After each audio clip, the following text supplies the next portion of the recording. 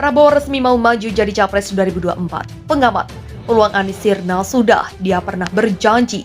Politik dan pegiat media sosial John Sitorus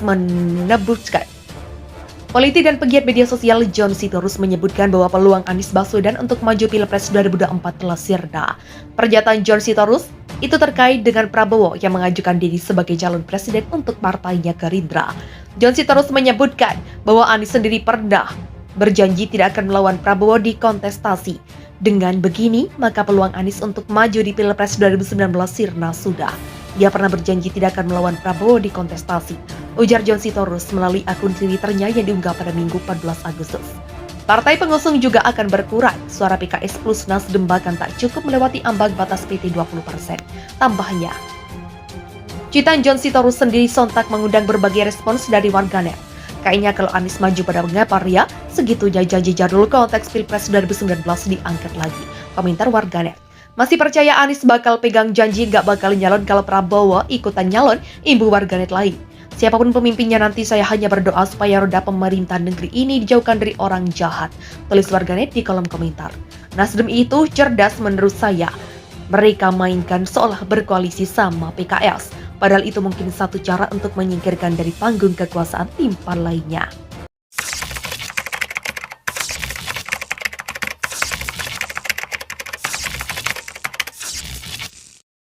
Nasihat Habib Rizik untuk Anies Baswedan. Saya hanya ingin mengajak semua, yuk kita baca suratul Fatihah.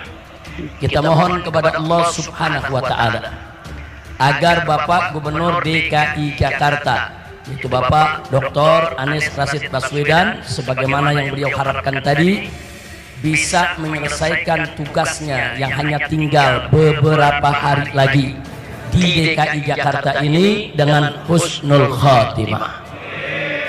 Dan kita mohon kepada Allah Subhanahu wa Ta'ala bi barakatil Fatihah agar beliau diselamatkan oleh Allah dari makar orang-orang jahat, dari segala tipu muslihat dan tipu daya yang ingin menjebak dan menghancurkannya.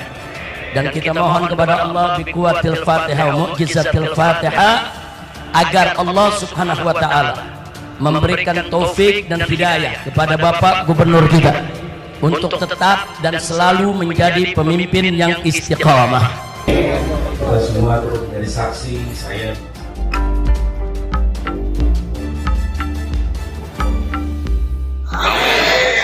Dan di Jakarta banyak yang ke Jakarta, tapi saya ingin garisbawahi satu hal. Kita berikhtiar untuk bisa menghadirkan keadilan sosial di tanah. Kita tidak ingin di tanah ini terjadi ketimpangan terus-menerus. Kita ingin jaga keadilan itu. Dan langkah-langkah yang dilakukan tidak selalu disambut dengan gegap gempita dari berbagai kekuatan yang ada di bawah ini. Tapi insya Allah ini acara peringatan Maulid Nabi dan kemudian juga pernikahan putri dari Habib Rizik Syihab gitu. Dan di situ Habib Rizik Syihab ya mendoakan Anies, meskipun tidak kampanye, tapi ya orang sebenarnya tahulah dengan bertemu saja itu sebenarnya sudah merupakan sinyal. Tapi yang menurut saya kok Anies berani juga yang mengambil langkah semacam itu, karena selama ini kan dia itu di stigma atau di framing sebagai politik partisan. Dia salah satunya adalah dengan Habib Rizik tadi gitu.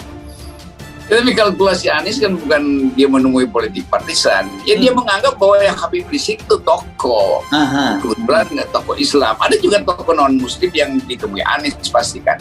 Jadi bagi Anies, menurut analisis saya, dia nggak melihat itu sebagai penanda politik identitas.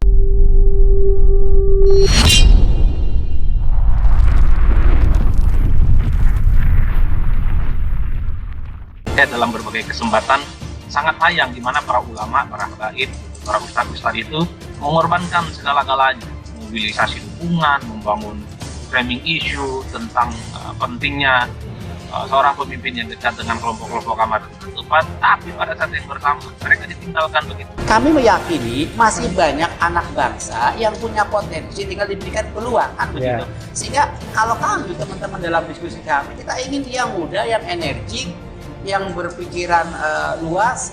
Kalau pidato di luar negeri gak malu-maluin, bahasa Inggrisnya lancar gitu kan. Nah, kalau melihat kecenderungan para politisi itu, kalau sudah menang, kalau sudah mendapatkan apa yang sudah didapat, para pendukungnya itu sering kali ditinggalkan. Macam orang mendorong mogol-mogol. mereka lari kencang mendapatkan segala sesuatu, tapi para pendukungnya ditinggalkan saja. Dan jadi, saya kira dia bisa bedakan itu. Habib Rizik juga bisa bedakan itu. Kan Habib Rizik dalam urayanya memberi keterangan bahwa potensi Anies itu adalah potensi untuk menemukan kembali Indonesia. Itu nggak ada istilah-istilah kami minta jatah karena nanti apa yang akan dibuat Anies buat umat Islam. Tuh ya Habib Rizik juga ngerti itu.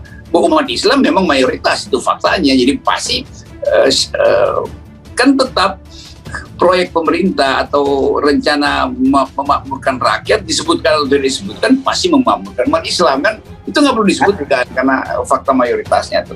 Yang jadi soal adalah Anies menikmati gimmick-gimmick semacam itu dan kelihatannya dia tahu bahwa dia pasti jadi sorotan dan itu yang dia mainkan. Kan bayangin kalau Anies merasa nggak perlu datang ke Habib Rizik. Ke bandara aja nggak mau, bahkan sampai sekarang, bahkan ikut melecehkan ketika dia menghadiri sebuah pernikahan Aurel binti Anang Hermansyah.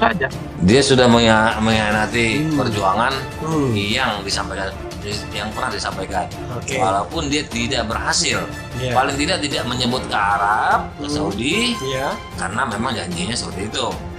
Berbagai kesempatan saya mengatakan bahwa mestinya teman-teman, para ulama, para ustadz, para tokoh agama hati-hati dalam memilih dukungan politik. Cukup sudah di 2019 menjadi pengalaman penting ketika jagoannya kalah, kemudian bergabung dengan koalisi pemerintah, kemudian dianggap sebagai penumpang gelap itu. Sekali lagi kita itu gerakan moral bukan partai politik. Sehingga kami tahu diri, kami tidak punya hak untuk mencalonkan siapapun. Kami tahu diri itu, karena kita bukan partai politik. Nah sehingga, tetapi kami punya hak juga untuk menyuarakan, ya kan? Menyuarakan kan punya hak. Nah pertama kita ingin, ini kan negara katanya demokrasi, ingin yang tampil 2024 itu nggak itu saja. Apa nggak ada orang lagi? Ini kalau saya secara pribadi menangkapnya begini, Anies ini dilekatkan dengan identifikasi diri yang buruk. Itu bukan sesuatu yang baru ya. Jadi waktu Pilkada DKI ini bahkan diidentifikasi sebagai orang yang mempolitisasi agama dan kemudian dibangun rasa ketakutan kalau Anies jadi gubernur maka Jakarta akan seperti Suriah, akan kacau, begitu seperti yang dibangun. Nah ini kan kayaknya menjelang 2024 ini itu akan dilekatkan lagi seolah-olah orang yang di belakang Anies, yang mendukung Anies itu adalah kelompok-kelompok Islam garis keras dan seterusnya.